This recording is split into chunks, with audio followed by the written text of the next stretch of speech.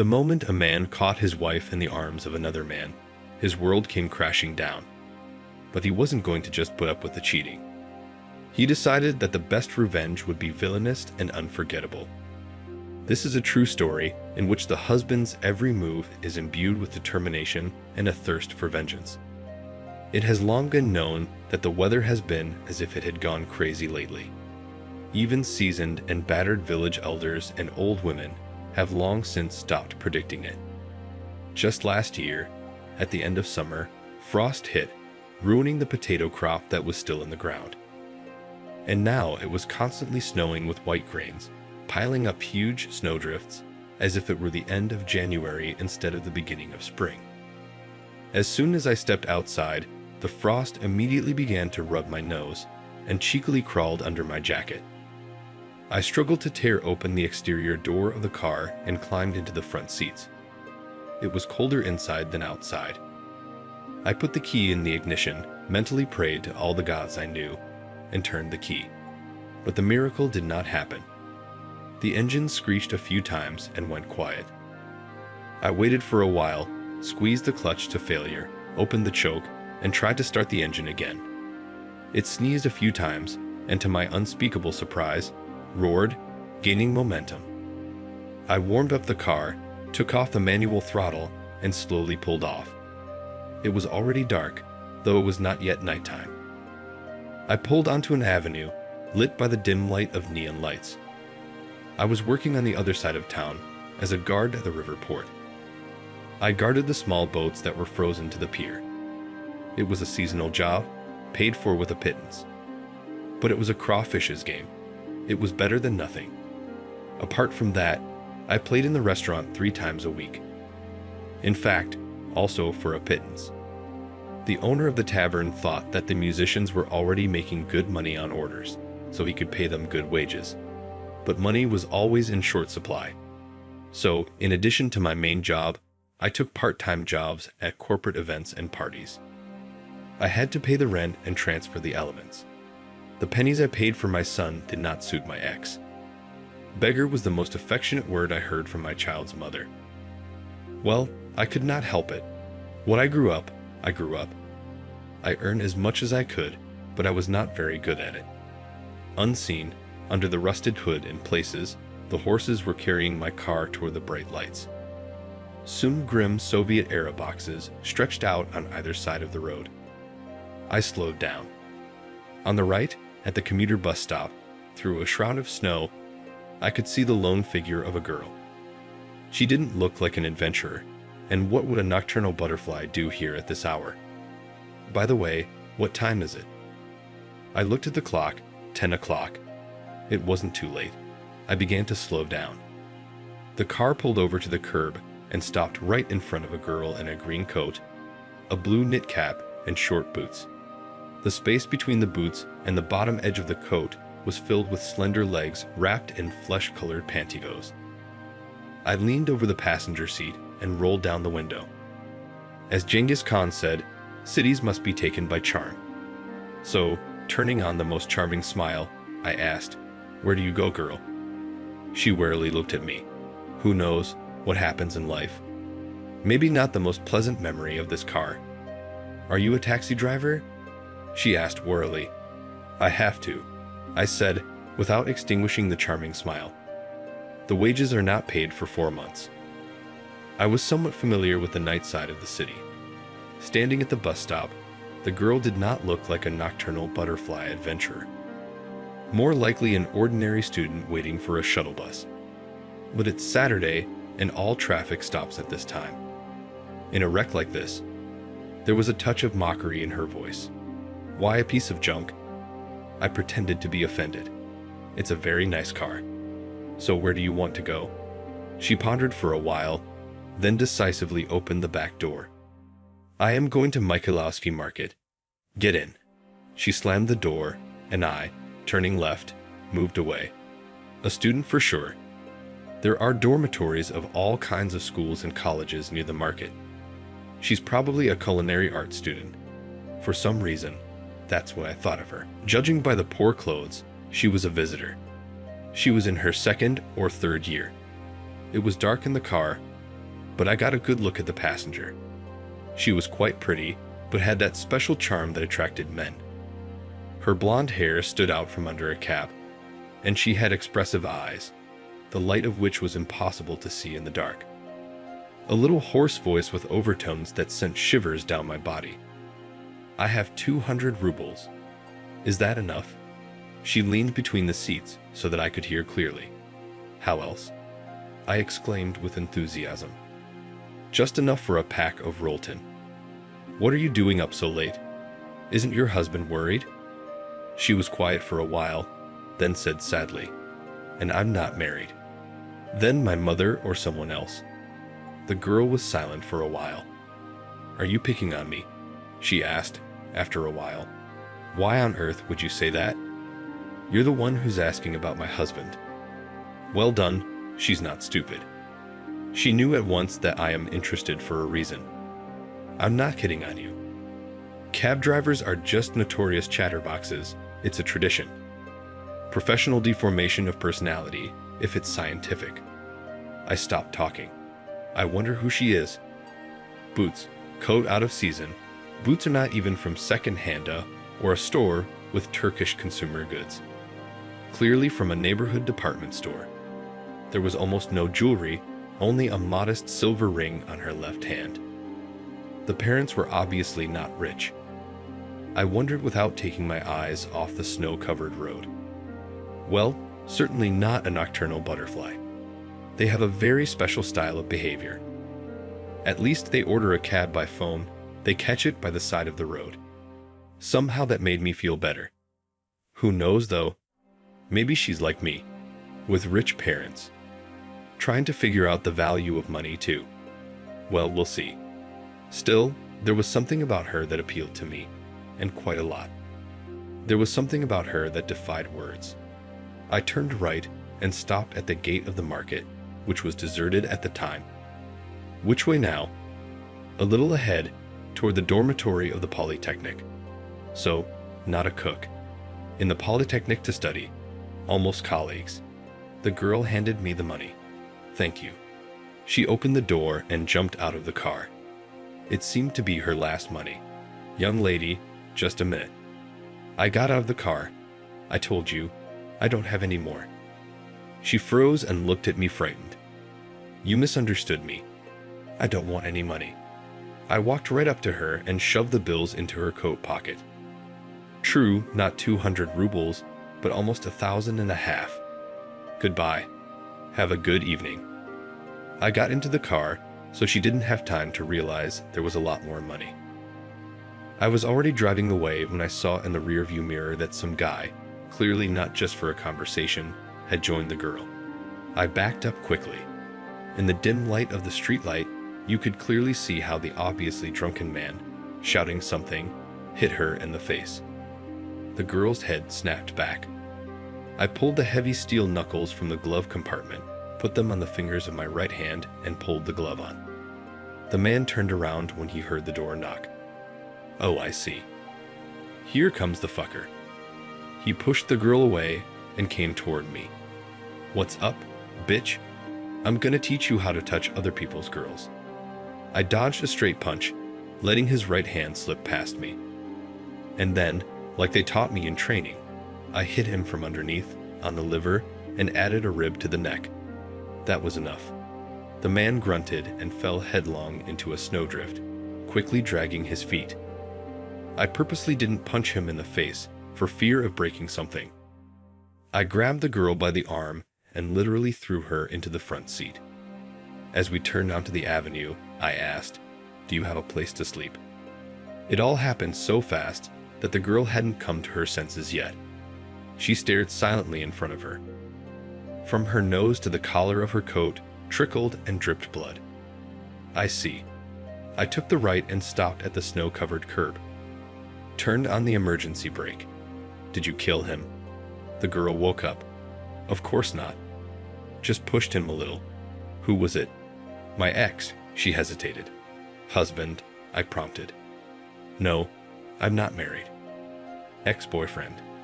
He won't let me through. Keeps stalking me all the time. And now he thinks I'm with you." She didn't finish. I get it. A stoner sucker. Do you have a place to sleep? I repeated the question. No, I'm not from around here. Only in a hostel. She sniffed her nose. Can you take me to the train station? To the train station? Surprised, I interrogated. Are you going somewhere? The girl kept silent for a while, as if she was deciding something for herself. Yes, to the station, she said confidently.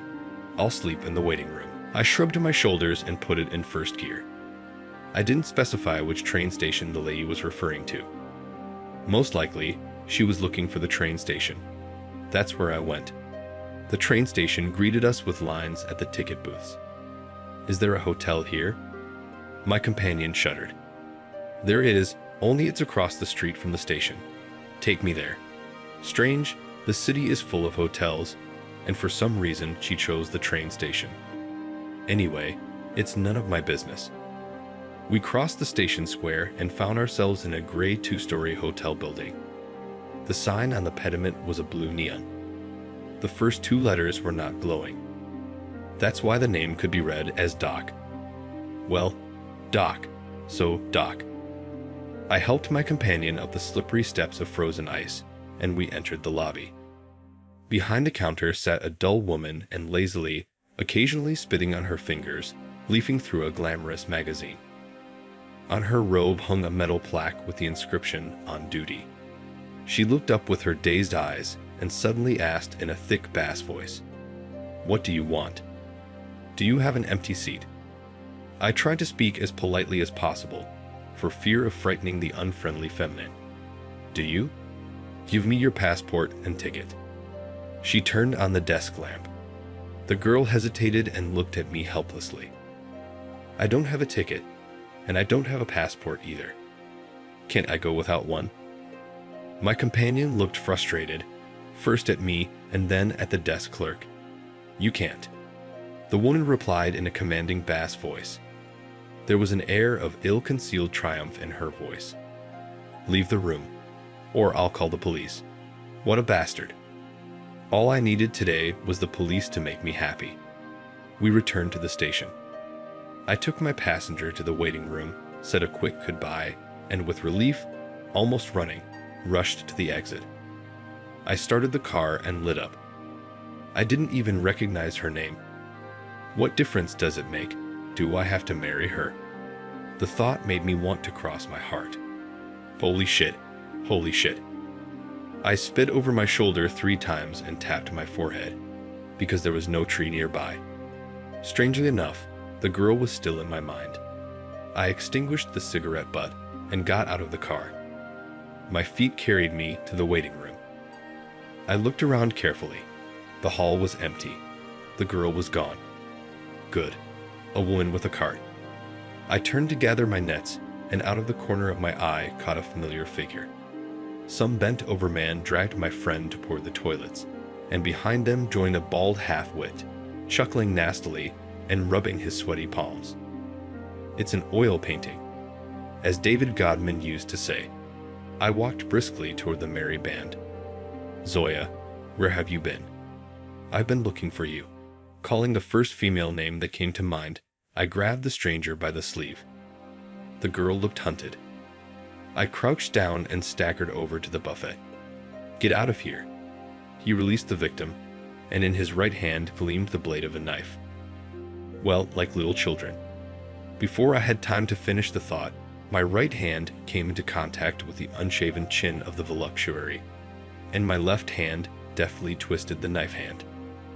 They landed simultaneously, man and knife.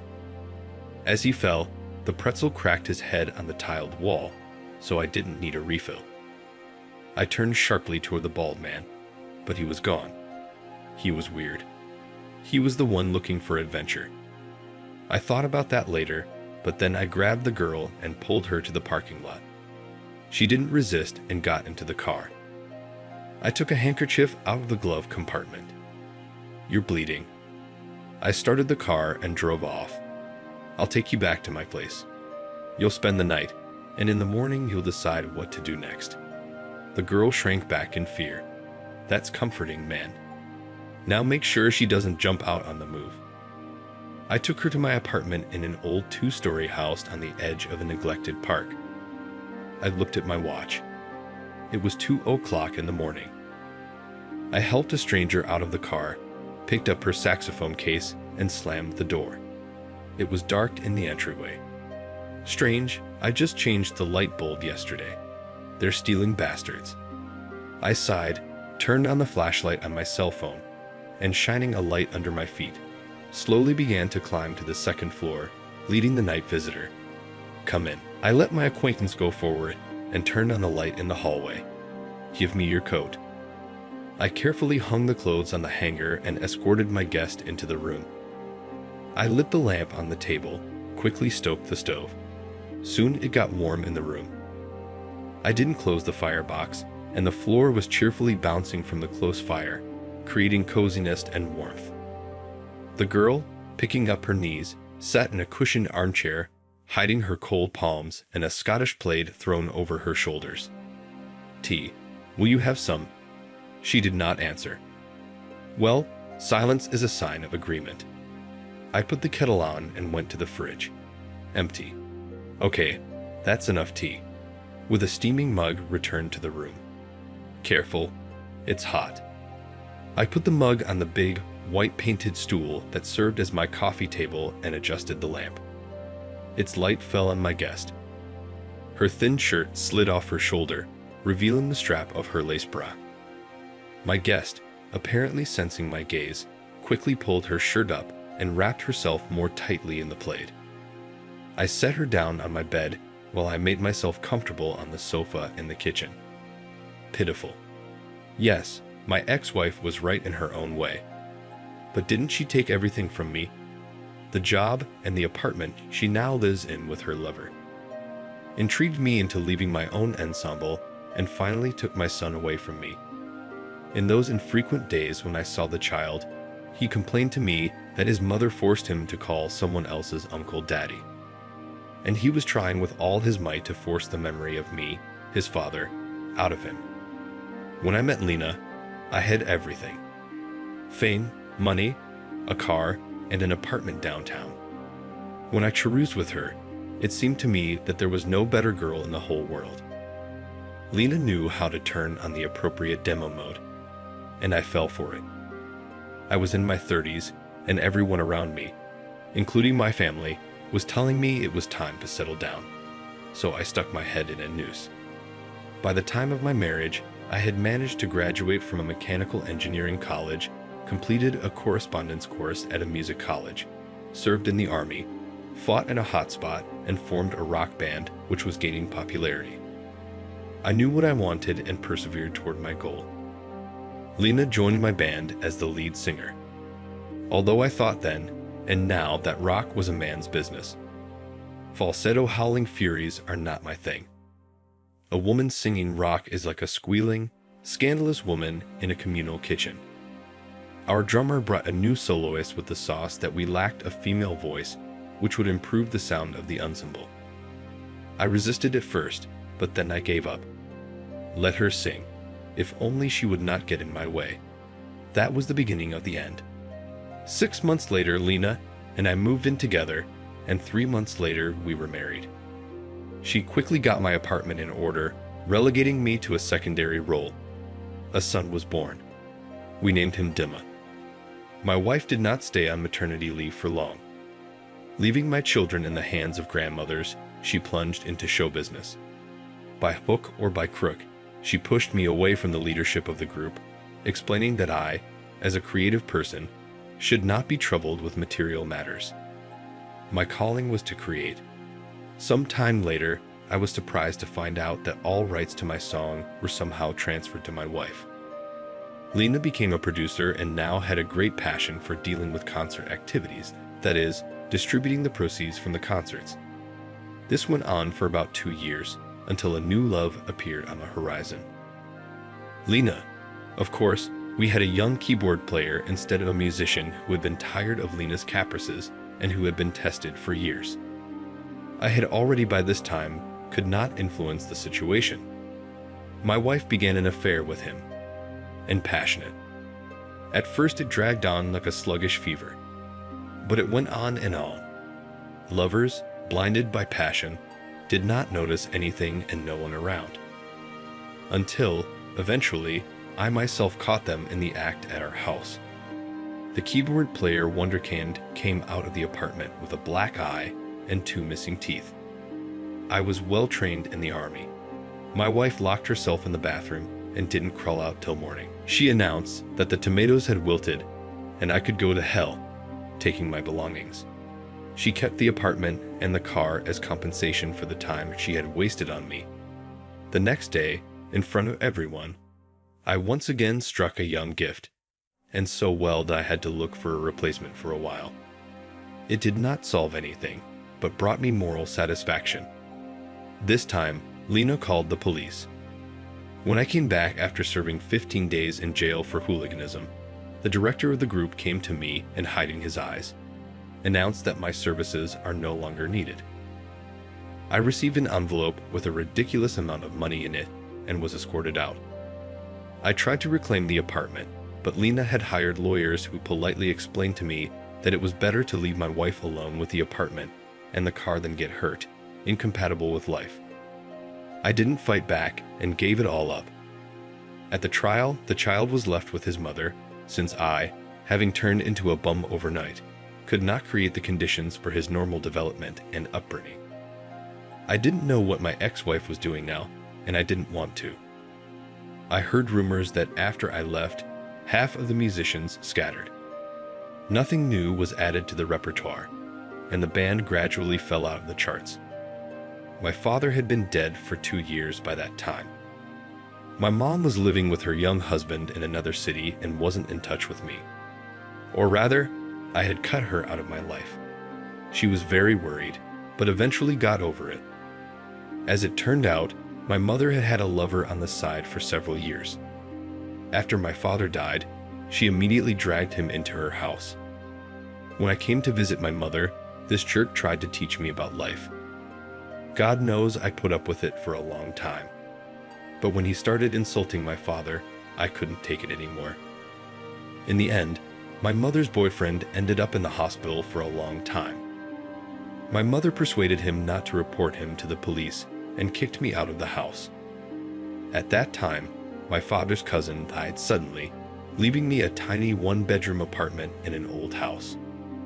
It was out of my ex's reach simply because everything happened after the divorce. So that's the apartment I moved into. And then I took my dad's car out of the garage, the old 3 that I was now driving. After what had happened, I did not hate women, rightly believing that somewhere, most likely on the periphery, there were still decent individuals. But the chance of crossing paths with them was slim to none. I couldn't sleep for a long time. I smoked through the window and tossed birch logs into the stove a couple of times. Only in the morning, I managed to fall into a rippling, anxious sleep. I dreamed of silent shadows snooping around the entryway and trees making noise in the wind, scratching at my window with their crooked, gnarled hands. There will be more to come. So that's the story. Subscribe to the channel and click on the bell so you don't miss new stories.